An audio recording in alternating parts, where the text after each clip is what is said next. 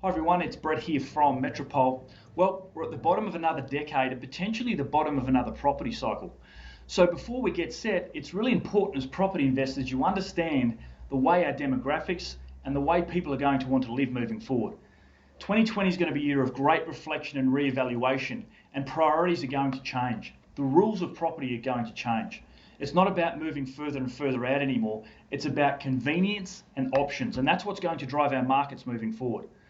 I've often heard Michael and a number of other experts talk about this third place, the fact that we've got a home as a first place and potentially a work or office as a second place where we spend most of our time. But that third place is based around convenience. Maybe it's a coffee shop or a cafe, maybe it's a gym, maybe it's a place of worship, maybe it's a green space or an area where you can walk, but it's going to be about that third space and having the ability to socialise, having the ability to network.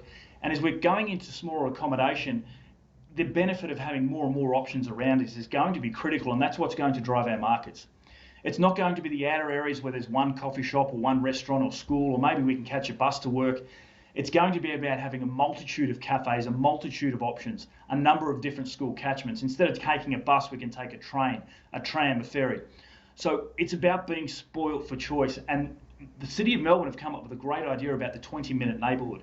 And I would suggest you really understand this concept because it's really going to drive our market moving forward. The idea is that everything should be within a 20-minute walk of your home. Number of different options, not just one or two options. So that's why we're making sure we're sticking into the inner to middle ring area where there's high demand, but there's also incredibly low and tight supply.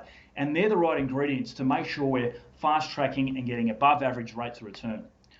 So moving forward in the next decade, look for convenience and choices, and look for a shortage of those types of locations where there's a multitude of options for the demographic and the people who are going to be living there. It's actually going to become absolutely critical. Thanks for listening.